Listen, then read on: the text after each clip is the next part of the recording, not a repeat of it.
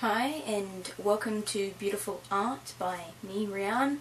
Today I'm just going to show you a basic tutorial on my computer on how to use Manga Studio 5 or Manga or whatever you call it. Yeah. This is me puppy dog Evie. Ain't she cute? You're probably too low for the camera. Come here. Jesus. You're so cute, huh? Wave for the camera. Okay. So let's get started, shall we?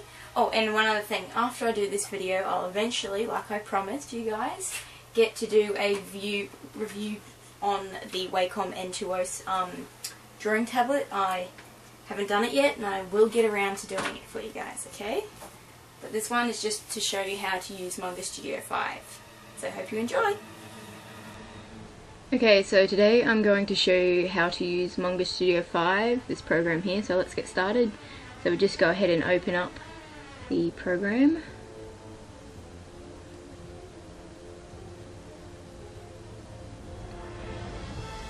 See, so once you load the program like that, there's just blank. You can't draw, you can't do anything. You've actually got to go up to here and create new. So you create a new folder, a new program page to work with.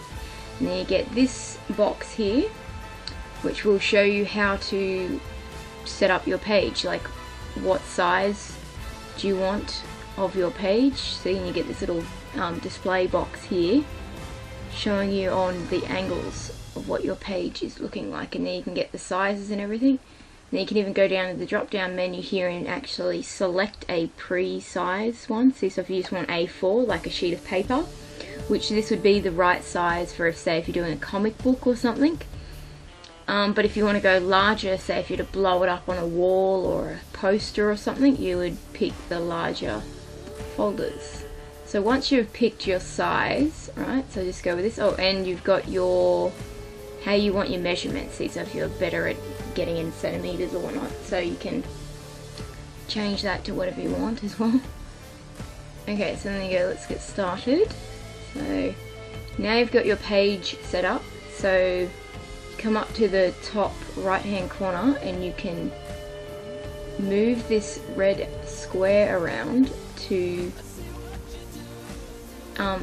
judge your page on where you want it to be, and then the slide down bar below it is to zoom in and out. And then you've got, I can either use the bar or zoom in and out using the little magnifying glasses.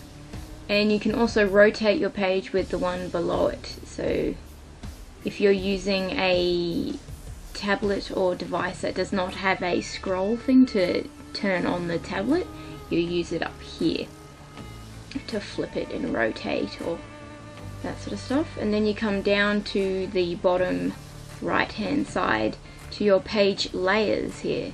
So when you start drawing on your page and you want to do a person on the page, and then you've got your background layer behind that, you would create a new layer by clicking here.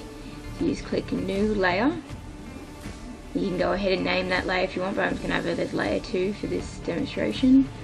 Okay, so if you are to go back to your layer 1, just select that, zoom in a bit, and I'll show you what I mean by layers.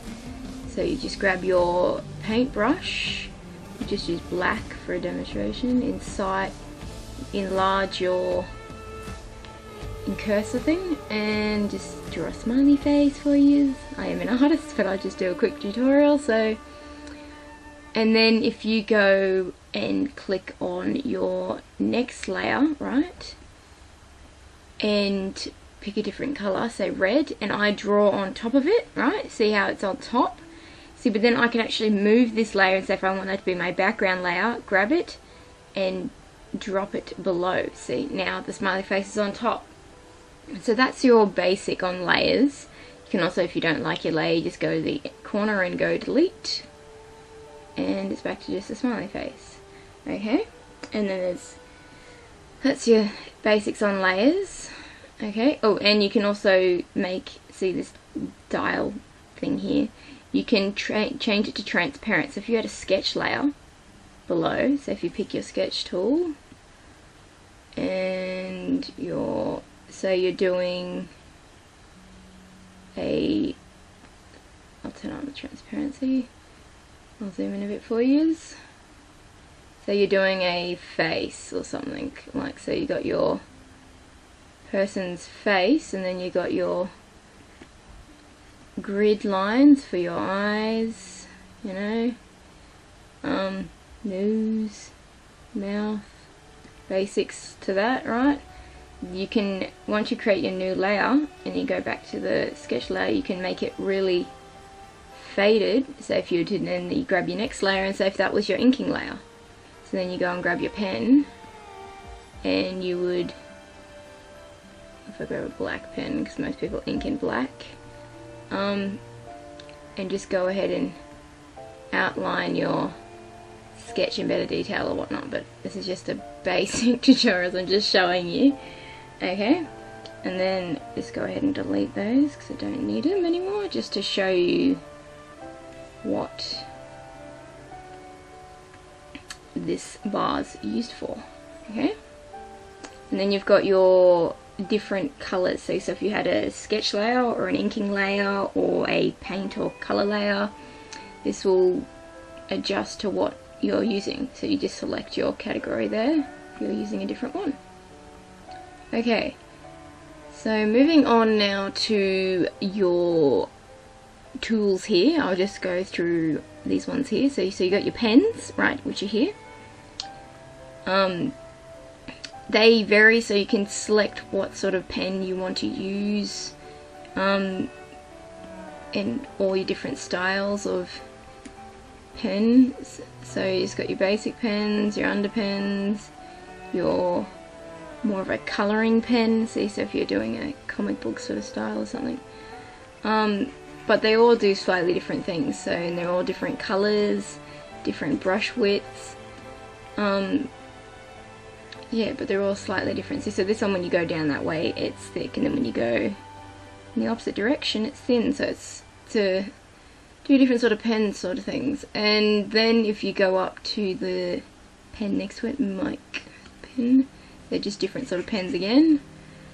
And then if you go down into pencils, see, so you've got all your different pencils here, and then you've got your different sort of texture pencils as well. So if you want more of a bumpy line, see, so if I make it enlarge it here, you'll be able to see it, the weird sort of texture that you get with it. And then you got your just your thin nib pens, you know, just pencils.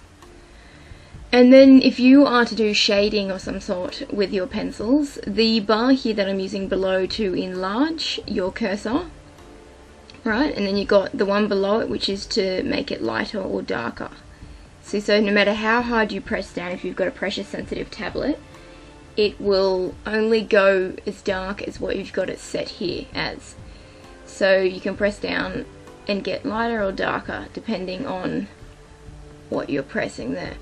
And then below here is to adjust that setting again to make it even lighter and lighter for fading effects.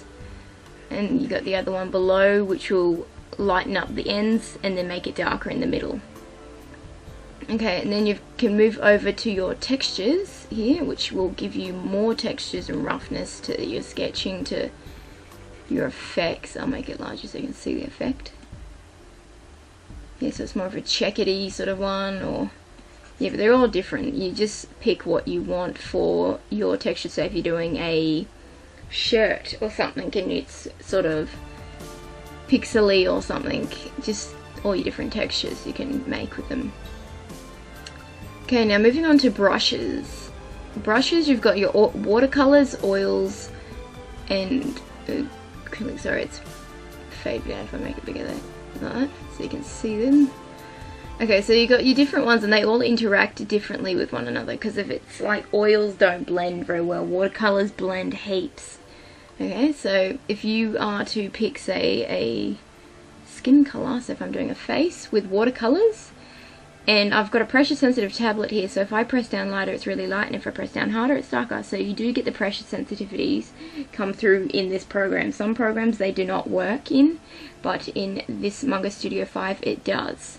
So if you press down lighter, it comes lighter. press down really hard and it gets darker. Okay, so watercolors, like I said, blend really well together. So if I pick a darker skin tone and then go next to it, they will interact with one another and blend in. So you can go really dark and then just keep going over it lighter and lighter. See, so they interact with one another quite well. So it's like blending when you're using paintbrushes in real life. And then you've got all your different textures again with your different paintbrushes, and just depending on what you're using, you'd select what paintbrush you wanted. And then if you go to oils, like I said, they don't interact as well with one another. See, so it's a lot thicker, and the more you go over it, the darker it becomes too. So if I go over this spot heaps, see, and where I started is lighter. See, but they do interact. See, it's interacting with the pen there. See how it's going darker at the end? See, so then if I pick a lighter colour, they blend, but it's more of a different sort of blend. Yeah. And then if I go with the other ones, it's a different textured brush, as you can see, but they're not blending, these ones. See, and then if you pick a different brush again, see, these colours don't really blend that well with these paintbrushes. This top bar here, just to let you know, see how I can incise my cursor by doing that with this slide bar? Up the top here is where you can select specific, whatever, I can't say that word,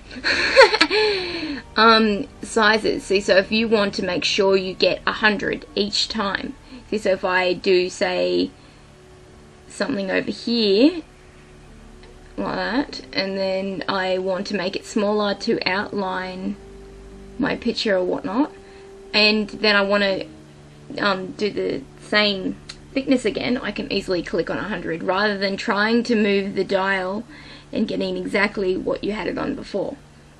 And sometimes you can just forget what you had it on. See, where this it's easier to remember. And with all these boxes here, you can move them and change them to how you want them to look. And you can incise them if you want to use that more, you know, make it bigger this way or that way. It's really up to you on how you want it to look. Okay, so if you wanted to save your picture afterwards, you just click here on save, and then you would go to wherever you've got your save folders. See, so you click here. This is a project I'm working on at the moment, but I just put it in here just to show you. And then you just name whatever you would name it, whatever you want to call it, and you just hit save, and it would be saved there, and then you just can go and click on it and open it up each time you want to. I'm not going to save this one for you guys because it's stupid. Just a demonstration on how to use the program, so I'm just going to close that for you. So that's how you save it. Okay, so that was just a basic tutorial on how to use Manga Studio 5. I will get to do more detailed and depth videos on how to use the program, because there's a lot within the program, but I just don't have the time to show you today. This is just a basic step-by-step on how to do it. So I hope you enjoy this video, so please like or subscribe to my channel to keep up to date with all my latest art and other videos. Thank you for watching.